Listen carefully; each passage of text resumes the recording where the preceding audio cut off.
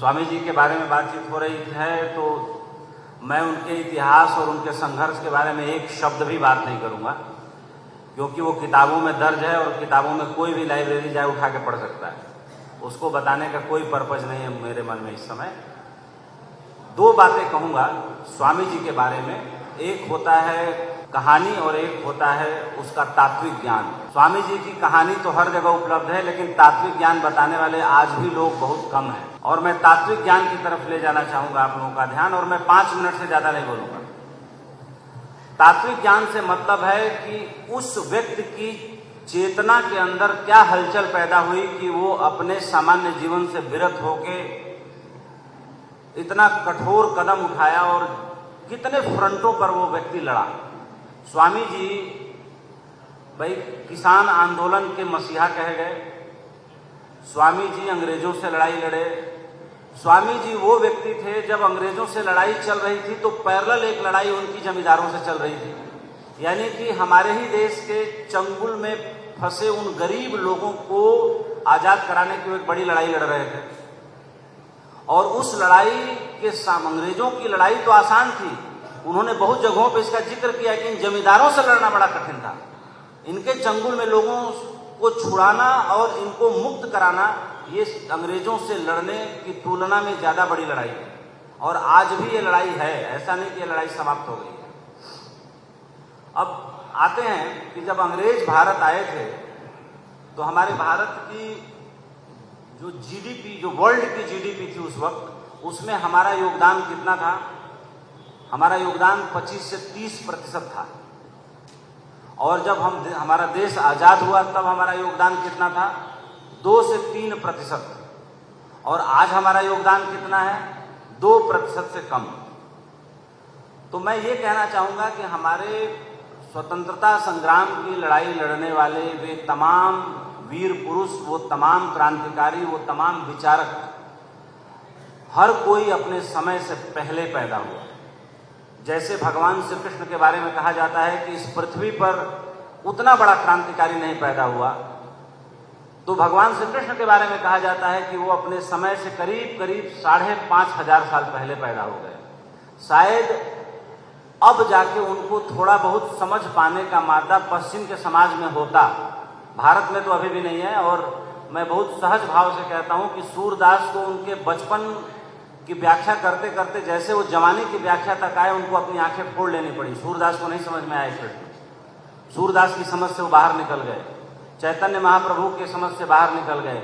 एक मीरा के समझ में आए तो मीरा को इस समाज ने कितना प्रताड़ित नहीं किया, उस प्रताड़ना की कहानी भी कमाल की है। और हमारे स्वामी जी की भी कहानी ऐसी है कि जिस जमींदारों के खिलाफ लड़ाई लिए उसी जमींदार परिवार में पैदा हुए, लेकिन आम लोगों को मुक्त कराने के लिए वो अपने पूरे जीवन संघर्ष करते रहे। भारतीय किसान सभा की स्थापना स्वामी सहजानंद के जीवन की सबसे बड़ी उपलब्धियों में से एक मैं मानता हूं कि उन्होंने रेखांकित किया सरकार को, उस वक्त महात्मा गांधी को, उस वक्त सुभाष चंद्र बोस को, कि अंग्रेजों की लड़ाई तो है, लेकिन अंग्रेजों के अलावा ये जो हमारे भूरे अंग्रेज हैं ये ज्यादा खतरनाक हैं,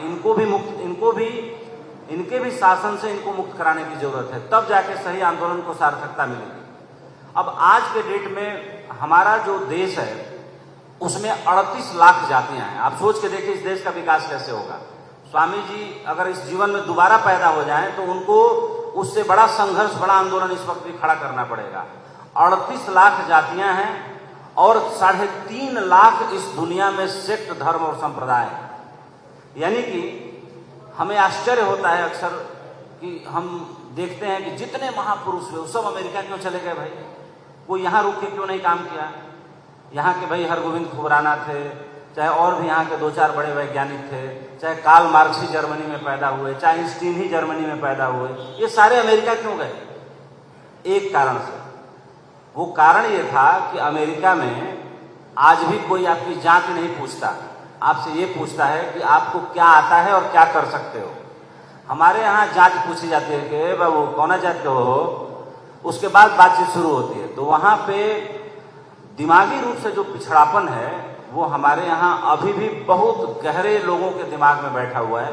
जिस देश में 38 लाख जातियां हैं, यानी 38 लाख शिकंजों में लोग बंधे हों, और जिस देश में 33 लाख देवी देवताओं की पूजा होती हो, उस देश के लोगों का मन, मानस और चेतना मुक्त कैसे हो सकती है? मैं हमेशा ये बात कहता हूं कि मूल्य हमेशा बाजार में कोरे कागज का होता है। जिस कागज पे अखबार छप जाता है वो शाम को बच्चों का पखाना साफ करने के काम आता है या रद्दी में बेच दिया जाता है। तो बाजार में जाकर देखिए, कोरे कागज का तो मूल्य है, लेकिन गुदे हुए कागज का यानी लिखे कागज का कोई मूल्य नहीं है।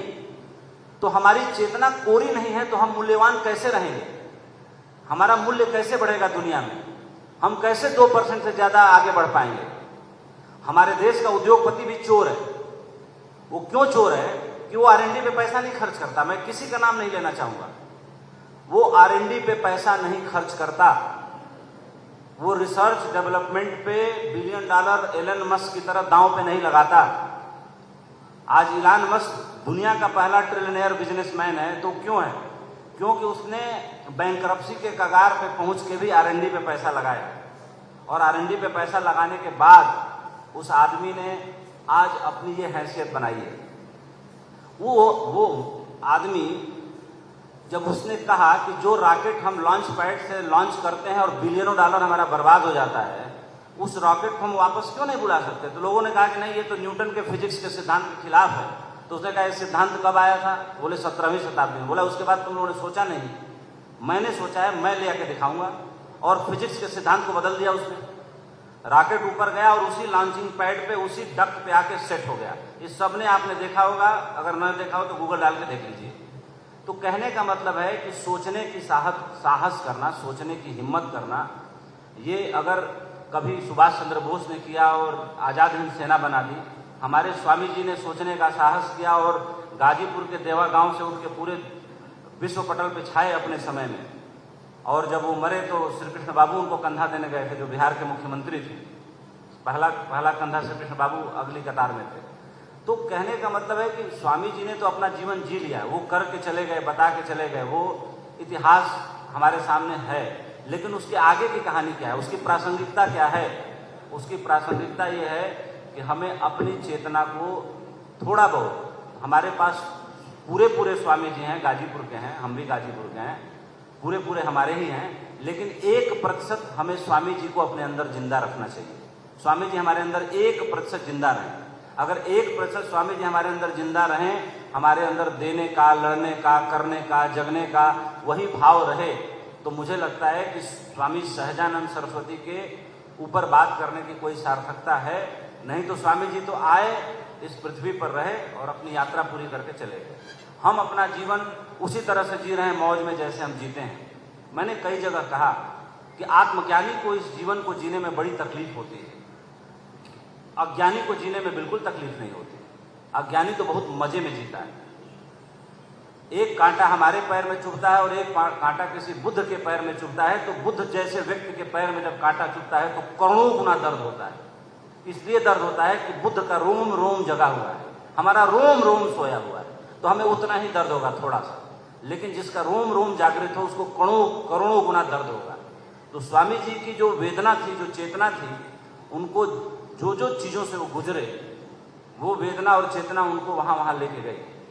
स्वामी जी जैसा अध्येता भी मैंने नहीं देखा।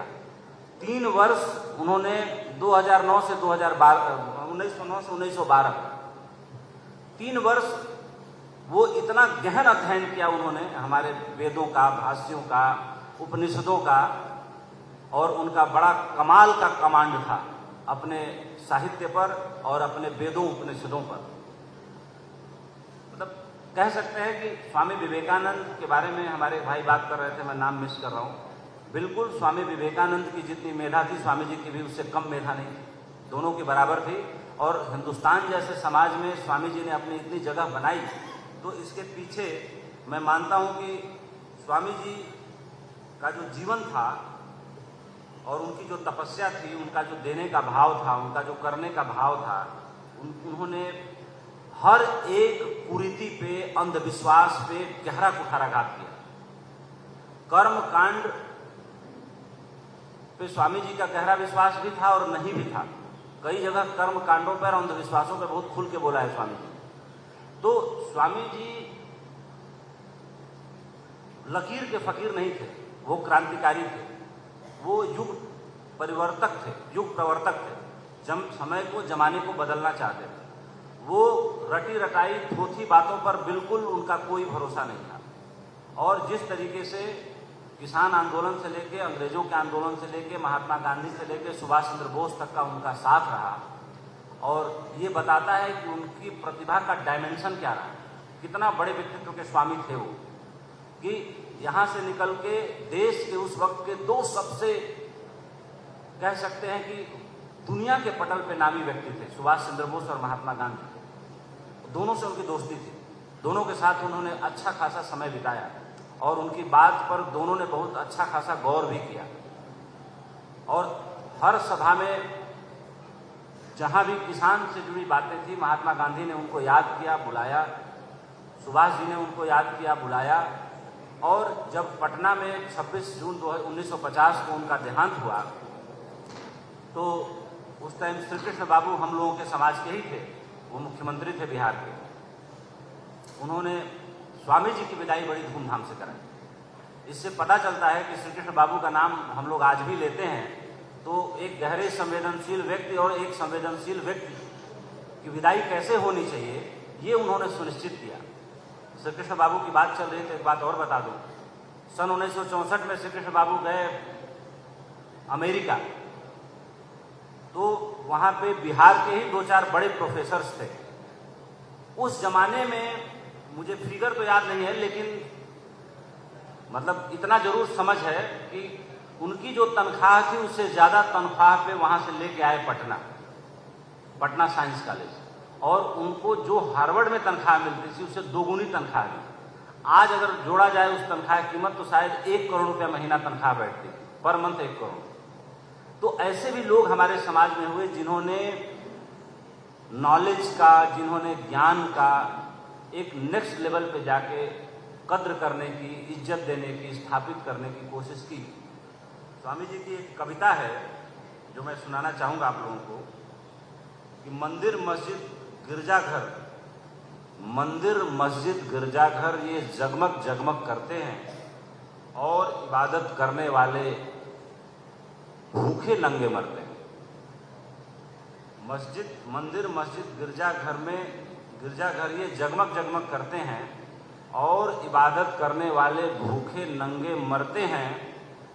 जो अन्न वस्त्र उपजाएगा सो कानून बनाएगा, ये भारतवर्ष उसी का है, शासन वही चलाएगा।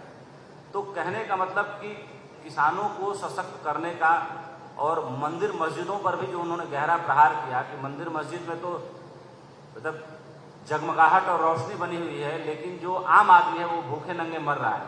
और ये स्थिति ऐसी रही।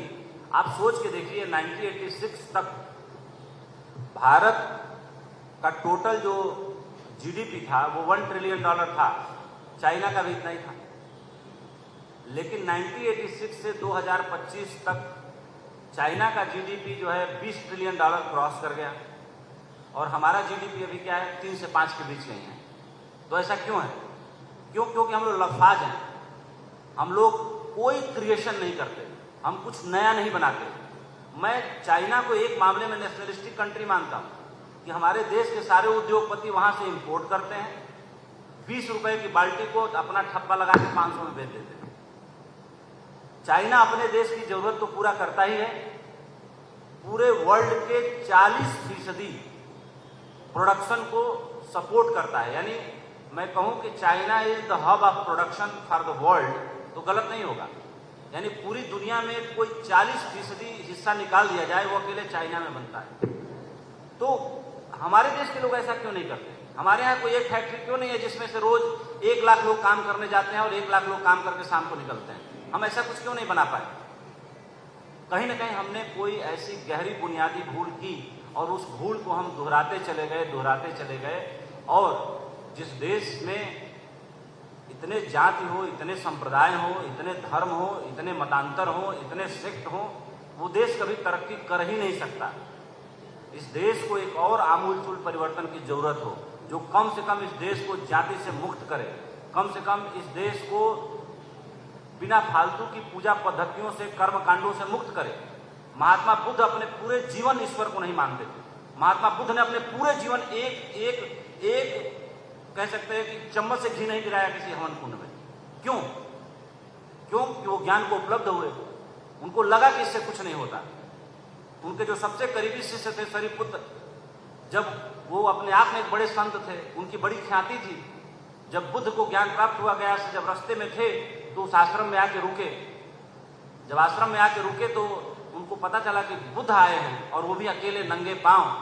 तो भागे भागे गए और उनके रुकने का, विश्राम करने का इंतजाम किया। सुबह जब नदी बह रही थी तो उन्होंने पूछा कि बुद्ध, मैंने सुना है कि आप ईश्वर को नहीं मानते, आप कोई कर्मकांड पूजा नहीं मानते। बोले हाँ, आपने सही सुना, मैं नहीं मानता। बोला क्यों? उन्होंने कहा कि हम नदी किनारे बैठे हैं और मैं कहूं कि नदी का वो किनारा इस किनारे से आके मिल जाए, मैं ऐसी कामना करूं तो उन्होंने कहा कि ये तो बेवकूफ़ी हो गई, ऐसा हो नहीं सकता। तो बोला कि हम पूजा करके और मांगते क्या है? यही सब तो मांगते हैं, पैसा मांगते हैं, धन मांगते हैं, पदवी मांगते हैं, पुत्र रत्न की प्राप्ति मांगते हैं। हम क्या मांगते हैं? और मैं बिना पूजा किए लोक कल्याण मांगता हूं। बिना पूजा किए ही मैं मानव मात्र का कल्याण हो, यही सुबह से लेकर शाम तक मैं करना चाहता हूं। एक कहानी ये भी बताती है कि बुद्ध को जब ज्ञान प्राप्त हुआ तो सारे अगल बगल के नागों ने उनको घेर लिया, क्योंकि बहुत जोर की बारिश हो रही थी, बिजली कड़क रही थी। तो ये नाग पंचमी हम मनाते हैं जो अभी आने वाली है, ये नाग पंचमी हम इसलिए मनाते हैं कि हमारी खुली आंखें आदमी होते हुए भी हम बुद्ध पुरुष को पहचान नहीं पाते। हम उसका तिरस्कार करते हैं, उसको लतियाते हैं जम के। लेकिन बुद्ध को जब ज्ञान प्राप्त हुआ तो अगल बगल के नागों ने पहचान लिया, और बुद्ध बारिश में भीग न जाए इसलिए सारे नागों ने फन लगा करके बुद्ध को उस बारिश से बचा लिया। और ये देखने वाले बहुत सारे लोग इकट्ठा हो गए, और एक एक करके जब बारिश समाप्त हुई तो नाग चले गए। शायद हमारे धर्मों में, संप्रदायों में नागों की पूजा इसलिए होती है कि नाग जो ज्ञान प्राप्त की हुई आत्मा है उसे दूर से पहचान लेता है, उससे आच्छादित हो जाता है, उसके पास आता है और उसको काटता नहीं। तो बुद्ध के बारे में जो हम कहते हैं, तो सरिपुत्र ने पूछा कि आप क्यों नहीं करते? तो उन्होंने कहा कि हम पूजा करके, हवन करके, कर्म करके, यम करके, नियम करके, व्रत करके, उपवास करके मांगते क्या है? यही सब तो मांगते हैं। और अगर हम अपने कर्मों पर भरोसा नहीं करते तो ईश्वर के ऊपर डाल देने से हमारे कर्म सुनिश्चित और निर्मल नहीं हो जाएंगे और हमें उसका अच्छा फल नहीं मिलना। हमें वही मिलना है जो हम करते हैं, हमें वही मिलना है जो हम बोलते हैं, हमें वही काटना है जीवन भर। और उनसे पूछा कि फिर संस्कार क्या होता है बुद्ध? तो उन्होंने कहा कि कमरे में पानी गिरा दीजिए, अगले दिन आइए, पानी सारा सूख चुका होगा, लेकिन पानी की एक लीक बन जाती है। तो जो हम कर्म करते हैं उसका फल तो हमें मिल जाता है, लेकिन जो पानी का निशान रह गया वो हमारे आत्मा पे निर्मित हो जाता है। वही संस्कार हमें अगले जन्मों में मिलता है। बुद्ध अगले जन्म को मानते थे लेकिन कर्म कांड को नहीं मानते थे। तो स्वामी सहजानंद सरस्वती जी ने बुद्ध को भी गहरा अध्ययन किया, महावीर को भी गहन अध्ययन किया। स्वामी विवेकानंद तो उनके समकालीन ही थे, गांधी सुभाष उनके समकालीन ही थे, लेकिन वेद वेदांत का इतना बड़ा ज्ञानी मैं कह सकता हूं कि भूमिहार समाज में, जो ब्रह्मर्थी समाज में, मैं कह सकता हूं कि स्वामी सहजानंद के बराबर का दूसरा नहीं पैदा हुआ। आज स्वामी सहजानंद सरस्वती इतने प्रासंगिक हैं तो अपनी दीप और अपने ज्ञान की इस लौ के कारण इतने प्रासंगिक हैं। क्योंकि अगले कार्यक्रम में मुझे पहुंचना भी है मोहम्मदाबाद, 4 बजे से कार्यक्रम है, 2:56 ही हो गया है। तो बोलने को तो बहुत देर तक बोला जा सकता है, लेकिन मुझे लग रहा है कि बहुत ज़्यादा बोलने का कोई अर्थ नहीं है। आप लोग भी जो है बहुत देर से यहाँ बैठे हुए हैं। इसी के साथ मैं अपनी बात समाप्त करता हूँ। जय हिंद, जय भारत, जय स्वामी सहजानंद सरस्वती।